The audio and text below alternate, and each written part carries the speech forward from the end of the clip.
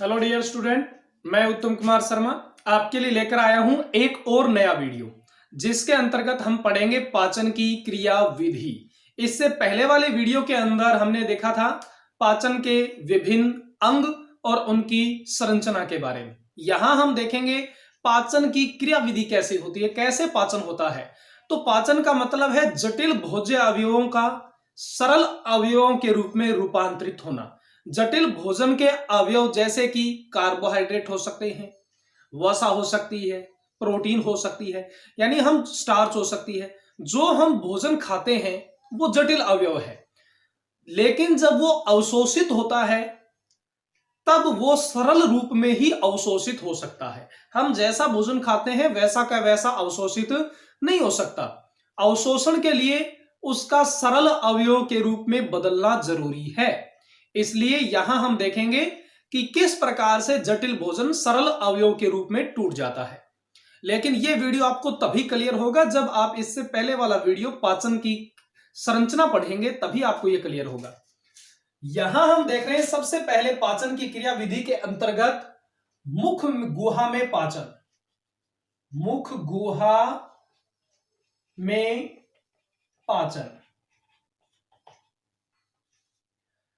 आपको बता दूं कि यदि पूछ लें आपसे कि भोजन की क्रिया का, भोजन के पाचन का प्रारंभ कहां से होता है, सर्वप्रथम भोजन का पाचन कहां से शुरू होता है, तो उत्तर हमारा होना चाहिए मुख गुहा से। क्यों? क्योंकि मुख गुहा में पाई जाती है लार ग्रंथियां जो कि स्रावित करती हैं लार को। लार ग्रंथियां किसे स्रावित करती हैं? लार को स्रावित करती हैं। इस लार में यदि पाचक रसों की बात की जाए तो कौन कौन से पाचक रस होंगे? पहला पाचक रस इसमें प्रमुख होगा टाइलिन, या जिसे हम कहते हैं एमाइलेज। और इसके अलावा इसमें एक एंजाइम और पाया जाता है जिसको कहा जाता है जाइमोजन, सॉरी लाइसोजाइम। लाइसोजाइम। तो लार के अंदर दो चीजें ध्यान रखेंगे, एक तो पाया जाता है टाइलिन जिसे एमाइलेज भी कहते हैं, और इसके अलावा पाया जाता है इसमें लाइसोजाइम। सबसे पहले हम भोजन जैसे ही ग्रहण करते हैं मुख में, हमारे दांत जीभ की सहायता से इस भोजन को पूरी तरह से पीस देते हैं। आपको पता है कर्तनक काटने का काम करेंगे, रदनक चीरफाड़ का, अगर चवर्णक और चवर्णक उसे पीसने का काम करते हैं, और दांतों के इन कार्यों में मदद करती है जीभ। इसके अलावा लार ग्रंथियां लार स्रावित करके इस भोजन को लुगदी नुमा बना देती हैं पूरी तरह से। लेकिन पाचन की जहां पर चर्चा की जाएगी तो लाइसोजाइम क्या काम करेंगे? उस भोजन के साथ आए हानिकारक रोगाणुओं को नष्ट करने का काम करेंगे। तो लाइसोजाइम का काम है हानिकारक बैक्टीरिया को नष्ट करना। टाइलिन और एमाइलेज क्या काम करता है, यह आप ध्यान रखोगे। तो टाइलिन या एमाइलेज क्या काम करेगा? सर्वप्रथम हम मान रहे हैं कि भोजन हमने किस रूप में ग्रहण किया? स्टार्च के रूप में। तो टाइलिन या एमाइलेज क्या करते हैं? इसको बदल देते हैं माल्टोज के अंदर। टाइलिन या एमाइलेज इसे किस में बदल देते हैं? माल्टोज के अंदर बदल देते हैं। और यहां पर पीएच लगभग इसकी रहेगी 6.5 के आसपास, यानी दुर्बल अम्लीय माध्यम यहां पर होगा। लार किस माध्यम में, लार के एंजाइम किस माध्यम में अपना कार्य करेंगे? दुर्बल अम्लीय माध्यम में अपना कार्य करते हैं। तो लार में टाइलिन और एमाइलेज था जिसने क्या किया? स्टार्च को माल्टोज में बदल दिया। स्टार्च जो कि भोजन का एक जटिल रूप है, उससे कुछ सरल रूप है माल्टोज। ये पॉलीसैकेराइड है, स्टार्च पॉलीसैकेराइड है, और ये कैसा है? डाइसैकेराइड। तो कुछ सरल अवयवों के रूप में बदल दिया है। तो आपसे पूछें कि भोजन के पाचन का प्रारंभ कहां से होता है, हम कहेंगे मुख गुहा से। और मुख गुहा में पाचन किसके द्वारा हुआ? टाइलिन या एमाइलेज के द्वारा, जिसके अंतर्गत क्या किया इसने? स्टार्च को बदल दिया माल्टोज में। इसके पश्चात भोजन गुजरता है गर्सनी। मुख गुहा से कहां जाएगा? गर्सनी। गर्सनी से गर्सिका में। यहां गर्सनी और गर्सिका में पाचन का कोई कार्य नहीं होता। इसके बाद भोजन का पाचन होता है अमाशय में। अब हम 2 नंबर पर पाचन की क्रिया जो देख रहे हैं वो कहां पर देख रहे हैं? अमाशय में। अमाशय में पाचन। तो अमाशय आपको पता है एक थैलीनुमा संरचना है, जे आकृति इसकी होती है और इसके 3 भाग हैं, कार्डियक, फंडिक और पाइलोरिक। अमाशय के 3 चैम्बर बन सकते हैं, कौन कौन से? कार्डियक, फंडिक और पाइलोरिक। इसका फंडिक जो बीच का भाग है फंडिक, उसमें पाचक ग्रंथियां पाई जाती हैं जिनको कहा जाता है जठर ग्रंथियां। अमाशय को आप जठर कह सकते हो हिंदी में, इसलिए अमाशय में पाई जाने वाली ग्रंथियां कौन सी हैं? जठर ग्रंथियां। ये जठर ग्रंथियां किसका स्राव करती हैं? जठर रस का स्राव करती हैं।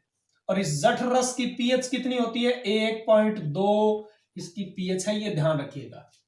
जठर ग्रंथियां किसका स्राव करती हैं? जठर रस का, और इसकी पीएच है 1.2, यानी प्रबल अम्लीय। यदि अमाशय में जठर ग्रंथियों की चर्चा की जाए तो इसमें 2 प्रमुख प्रकार की कोशिकाएं पाई जाती हैं। कौन कौन सी? सबसे पहले इसमें पाई जाती हैं मुख्य सेल, या जिसको चीफ सेल भी कहा जाता है,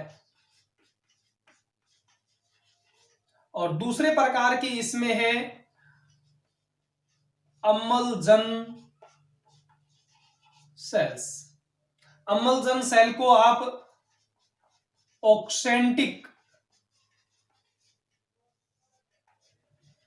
सेल्स भी कह सकते हो। यानी जठर ग्रंथियों का निर्माण 2 प्रकार की कोशिकाओं से मिलकर हुआ है। जठर ग्रंथियों में 2 प्रमुख कोशिकाएं, कौन कौन सी? मुख्य सेल, या जिनको चीफ सेल भी कहा जाता है, और दूसरी है अम्लजन या ऑक्सेंटिक सेल्स। अम्लजन नाम से पता चल रहा है, अम्लजन, अम्ल यानी कौन सा अम्ल स्रावित करेंगे? ये HCl। और मुख्य सेल या चीफ सेल किसका स्राव करेंगी? पेप्सिनोजन का स्राव करेंगी, पेप्सिनोजन। यह पेप्सिनोजन एंजाइम जो है वो निष्क्रिय होता है, लेकिन अम्लीय माध्यम पाकर HCl की उपस्थिति में यह पेप्सिनोजन बदल जाता है पेप्सिन में। और अमाशय में प्रोटीन पाचन का कार्य कौन करेगा? ये पेप्सिन ही करेगा। HCl यहां पर 2 प्रमुख काम करता है। एक तो अमाशय में यदि कोई भोजन के साथ हानिकारक रोगाणु पहुंच गए तो उसको ये अम्ल नष्ट कर देगा। दूसरा कार्य क्या करेगा? ये पेप्सिनोजन को अम्लीय माध्यम प्रदान करेगा ताकि पेप्सिनोजन किस में बदल जाए? पेप्सिन में बदल जाए। अब पेप्सिन क्या काम करता है? अमाशय में जो प्रोटीन पहुंची है, प्रोटीन को आप एक दूसरा नाम दे सकते हो, पॉलीपेप्टाइड।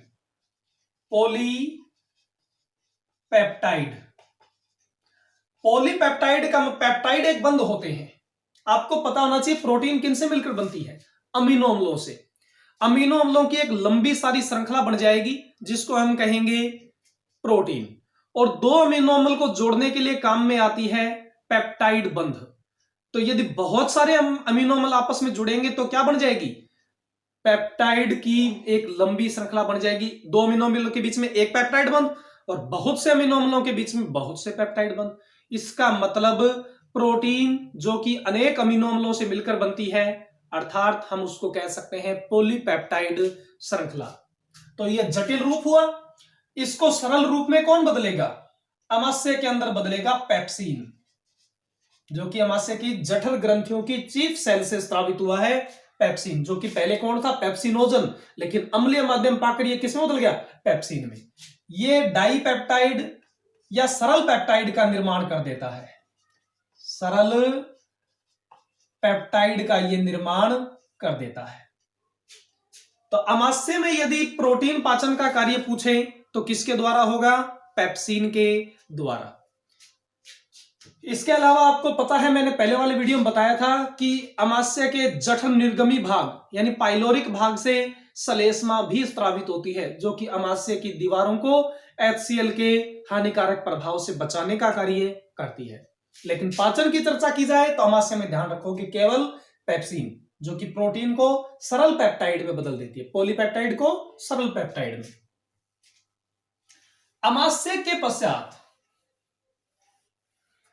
आता है पाचन छोटी आंत्र में। आपसे पूछा जाए भोजन का सर्वाधिक समय तक पाचन कहां होगा, तो हमारा उत्तर होना चाहिए छोटी आंत्र।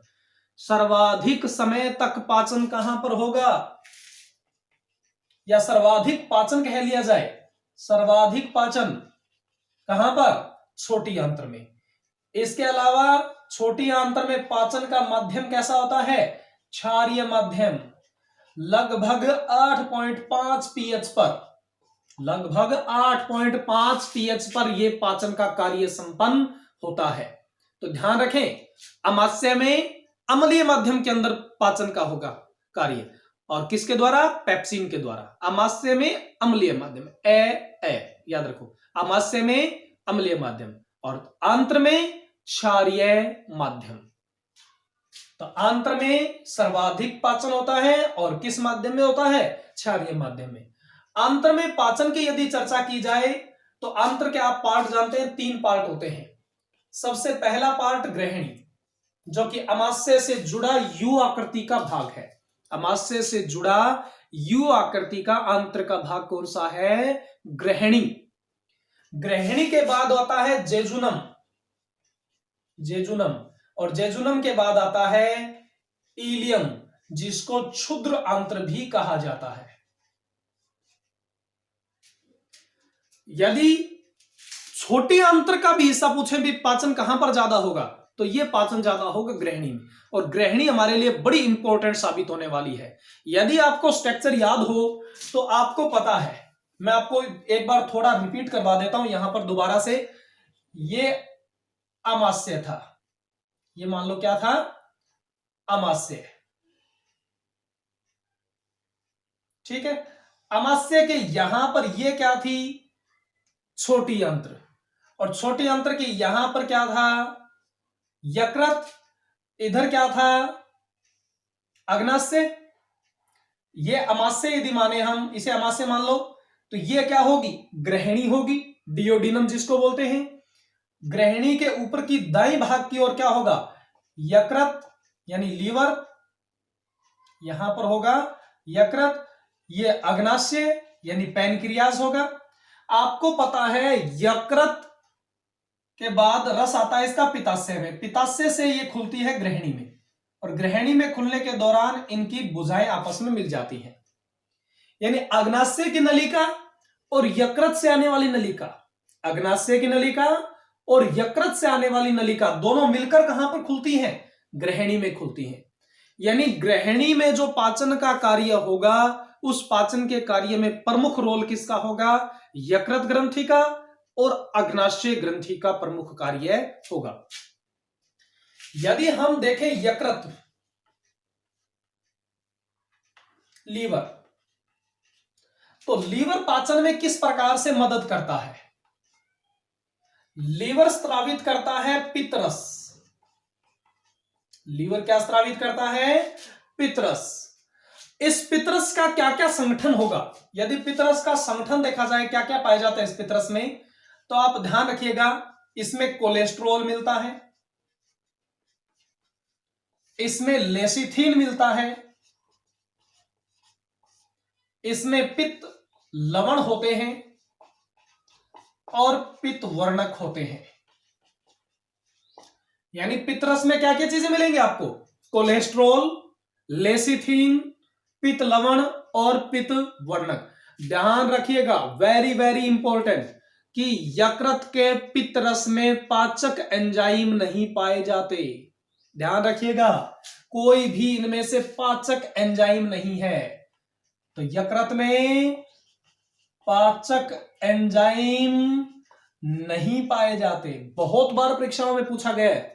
तो ध्यान रखें, यकृत या लीवर कोई पाचक रस का स्त्राव नहीं करता, लेकिन फिर भी इस लीवर का इतना ज्यादा महत्व क्यों है। आपको एक बात और बता दूं कि ये पित्त वर्णक जो है, ये वर्णक 2 प्रकार के होते हैं, बिलीरुबिन और बिलीवर्डिन।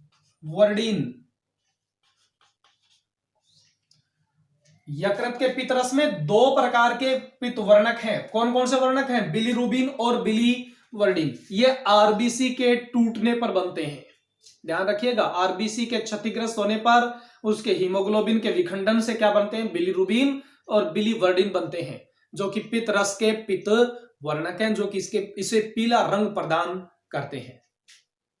लेकिन क्या क्या मिलेगा, कोलेस्ट्रॉल, लेसिथिन, पित्त लवण और पित्त वर्णक। पित्त वर्णकों में कौन कौन है, बिलीरुबिन और बिलीवर्डिन, जो कि आरबीसी के हीमोग्लोबिन के विखंडन से बनते हैं, और कोई पाचक एंजाइम इसमें नहीं पाया जाता। अब यकृत काम क्या करता है, यकृत का प्रमुख काम है पायसीकरण करना।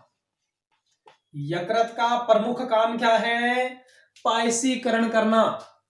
अब ये पायसीकरण कैसे करता है, क्या होता है पायसीकरण, पायसीकरण का मतलब है वसा की बड़ी गोलिकाओं को, वसा हमेशा गोलिकाओं के रूप में मिलती है, यदि बड़ी गोलिका होगी तो इसका क्षेत्रफल कम होगा, जिससे पाचन में परेशानी होगी। इसलिए पित्तरस क्या काम करता है, इन बड़ी गोलिकाओं को छोटी छोटी गोलिकाओं में तोड़ देता है, और वसा की बड़ी गोलिकाओं को छोटी गोलिकाओं में विखंडित करना ही कहलाता है पायसीकरण, और पायसीकरण से इसके पाचन में आसानी होती है। तो ध्यान रखिएगा, पायसीकरण किसके द्वारा संपन्न हुआ, यकृत के पित्तरस के द्वारा संपन्न हुआ। यदि हम चर्चा करें अग्नाशय की,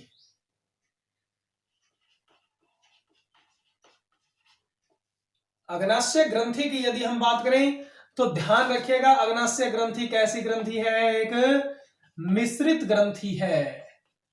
मिश्रित ग्रंथि का मतलब है अंतःस्रावी भी है और बहिस्रावी भी है। अंतःस्रावी के रूप में ये दो प्रमुख एंजाइम, प्रमुख हार्मोनों को छोड़ती है।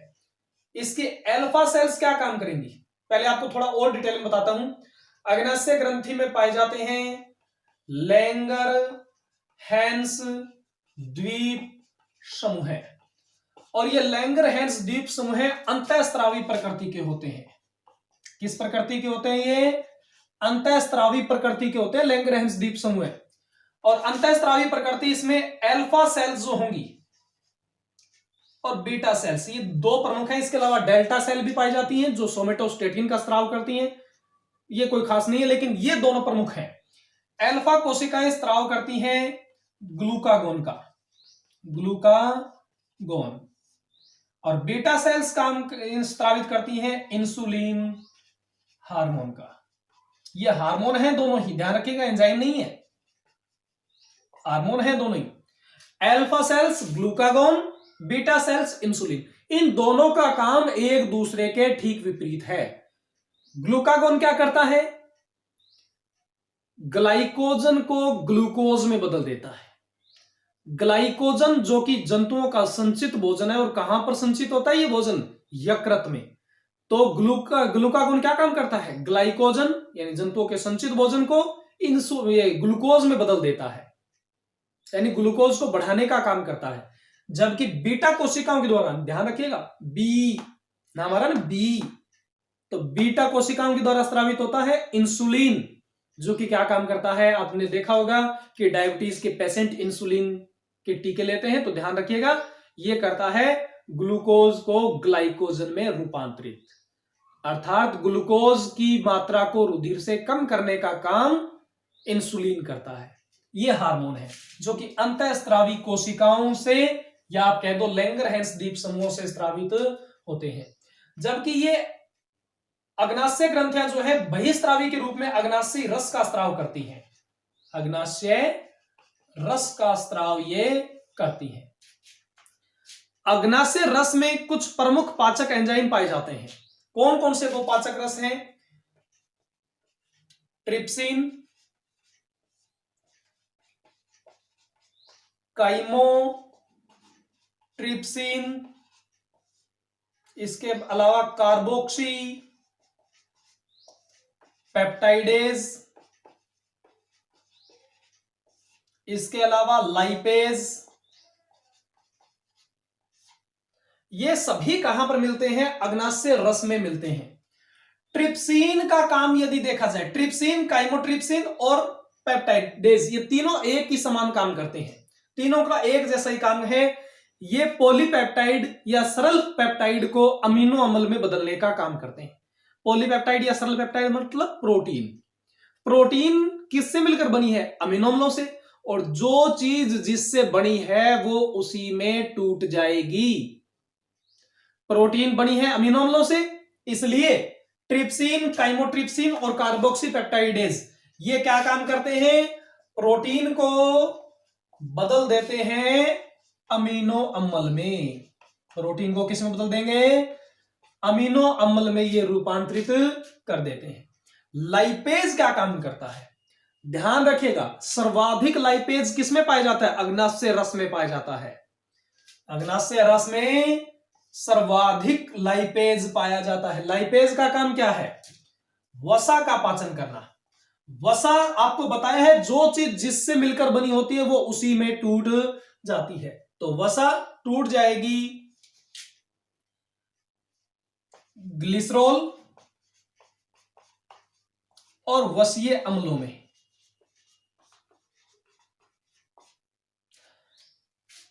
जिस प्रकार से आपने यहां पर प्रोटीन का काम देखा, वैसे ही यहां पर वसा का पाचन है। तो वसा किस में बदल जाएगी? ग्लिसरॉल और वसीय अम्ल में। और इसको बदलने का काम कौन सा एंजाइम करेगा? लाइपेज। तो वसा के पाचन के लिए एक ही एंजाइम ध्यान रखना, लाइपेज। लिपिड कहते हैं वसा को, तो लिपिड का पाचन करने वाला हो गया लाइपेज। तो लाइपेज सर्वाधिक किस में मिलेगा? अग्नाशयी रस में मिलेगा। और आपको पता है कि अग्नाशय रस कहां पर स्रावित होता है? ग्रहणी में। और माध्यम कौन सा चाहिए? ग्रहणी किसका हिस्सा है? छोटी आंत्र का। तो कौन सा माध्यम चाहिए इसको? क्षारीय माध्यम। यानी इसके ये जितने भी एंजाइम हैं, ये कौन सा माध्यम चाहते हैं? क्षारीय माध्यम चाहते हैं। लगभग दुर्बल क्षारीय माध्यम जो कि 8.5 पीएच वाला होता है, वो माध्यम इनके कार्य करने के लिए बेस्ट होता है। और ये क्षारीय माध्यम उत्पन्न कौन करता है? ये क्षारीय माध्यम उत्पन्न करता है यकृत के द्वारा स्रावित होने वाला पित्तरस। तो पित्तरस एक काम तो करता है पाइसीकरण का, और दूसरा काम करता है ग्रहणी के माध्यम को क्षारीय बनाने का। दो प्रमुख काम करता है। दोबारा सुन लो, पाइसीकरण जिसके अंतर्गत वसा की बड़ी गोलिकाओं को वो तोड़ देगा छोटी छोटी गोलिकाओं में, और दूसरा प्रमुख काम करेगा वो ये क्षारीय बनाने का, ग्रहणी के माध्यम को क्षारीय बनाने का काम करता है। अब हम देखते हैं आंत्र में पाचन। छोटी आंत्र के ग्रहणी में तो पाचन देख लिया, इसके अलावा आंत्र के द्वारा स्रावित होता है आंतररस। आंत्र के द्वारा क्या स्रावित होता है? आंतररस स्रावित होता है।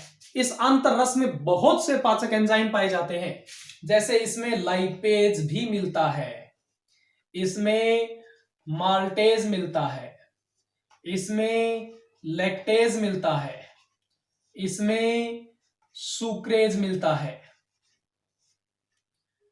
यानी जैसी शर्करा होगी वैसे एंजाइम इसमें मिलेंगे। इसमें पेप्सिन भी मिलता है। पेप्सिन प्रमुख रूप से तो अमाशय में ध्यान रखना, लेकिन यहां पर भी इसकी कुछ मात्रा पाई जाती है। इसमें कुछ मात्रा में एमाइलेज भी मिलता है। यानी आंत्र के जो इलियम भाग में स्रावित होती हैं आंतररस। आंतररस कहां पर स्रावित होगा? प्रमुख रूप से इलियम भाग में स्रावित होगा। इसमें बहुत से पाचक रस है। कौन कौन से? लाइपेज। तो लाइपेज किसका पाचन करेंगे? वसा का पाचन करेंगे। और वसा को किस में बदल देंगे? ये ग्लिसरॉल प्लस वसीय अम्ल में।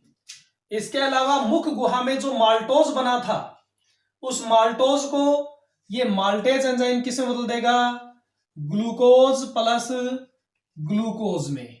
मुख गुहा में स्टार्च का पाचन एमाइलेज ने किया था और उसे बदल दिया था माल्टोज में।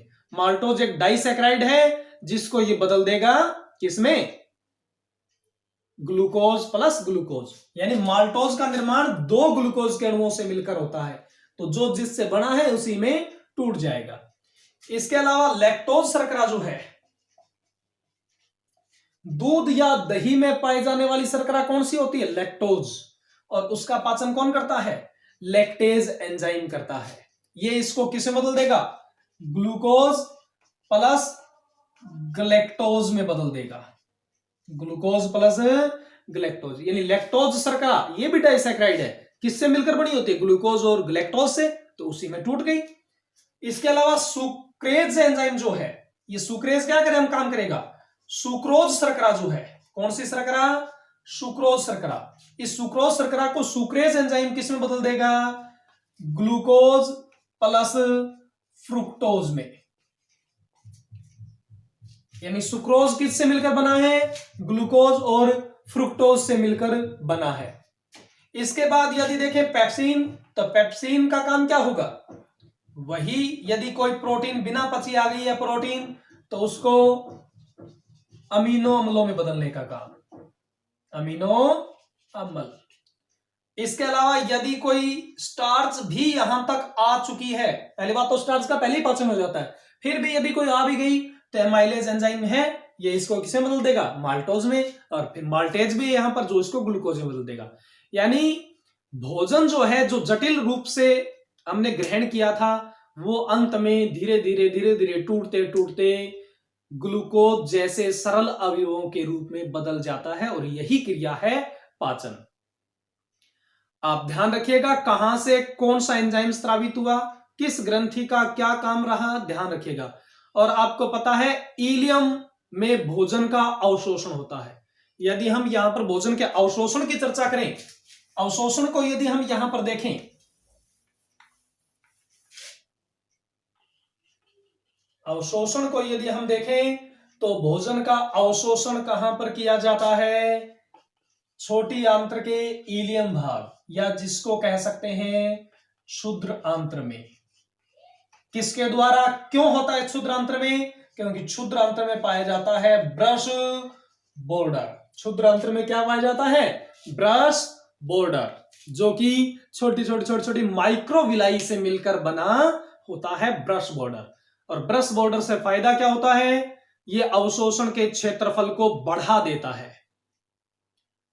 इसके बाद में ये जो अपचित भोजन है ये चला जाएगा बड़ी आंत्र में। बड़ी आंत्र में कोई पाचक एंजाइम नहीं पाए जाते, वहां पर तो जल है, उस जल का अवशोषण किया जाता है। यानी बड़ी आंत्र में केवल क्या होगा, जल का अवशोषण। तो आपसे पूछ लें जल का अवशोषण कहां पर होता है, तो हम क्या कहेंगे, बड़ी आंत्र में। जल अवशोषण यदि पूछा जाए तो जल अवशोषण केवल कहां पर होगा, बड़ी आंत्र में। और यदि वसा का पाचन पूछा जाए तो वसा का पाचन केवल किसमें होता है, छोटी आंत्र में। वसा का पाचन केवल किसमें होगा, छोटी आंत्र में, लाइपेज के द्वारा। और अग्नाशयी रस के साथ आता है लाइपेज, अग्नाशयी रस में भी उपस्थित होता है लाइपेज। तो वसा का पाचन केवल और केवल छोटी आंत्र में, और जल का अवशोषण केवल और केवल बड़ी आंत्र में। इसके पश्चात भोजन मलाशय में, और मलाशय में कुछ समय तक ठहरने के पश्चात गुदा के द्वारा शरीर से बाहर उत्सर्जित कर दिया जाएगा। यहां पर मैं आपको एक और एंजाइम के बारे में बता देता हूं जो यहां मैंने शामिल नहीं किया है, वो है रेनिन एंजाइम। कौन सा एंजाइम है, रेनिन। ये रेनिन एंजाइम अमाशय में पाया जाता है। कहां पर पाया जाता है, अमाशय में। परंतु मानव में यह नहीं पाया जाता। रेनिन एंजाइम मानव में नहीं पाया जाता, ये केवल छोटे बच्चों में जरूर हो सकता है, लेकिन वयस्क मानव में रेनिन एंजाइम नहीं पाया जाता। छोटे बच्चों में रेनिन एंजाइम, या जिसमें भी रेनिन एंजाइम पाया जाता है, वहां पर यह काम क्या करता है, ये दूध की एक प्रोटीन होती है कैसीन। कैसीन किसकी प्रोटीन है, दूध की। तो आपसे पूछ ले दूध की प्रोटीन कौन सी है, कैसीन। तो कैसीन का पाचन कौन करता है, रेनिन एंजाइम। तो छोटे बच्चे दूध पीते हैं, तो उनमें दूध का जो प्रोटीन आता है उसका पाचन कौन करता है, उनमें पाए जाने वाला रेनिन। लेकिन वयस्क व्यक्तियों में रेनिन एंजाइम नहीं होता। ठीक, तो आज के लिए इतना ही। धन्यवाद, बेस्ट ऑफ लक, धन्यवाद।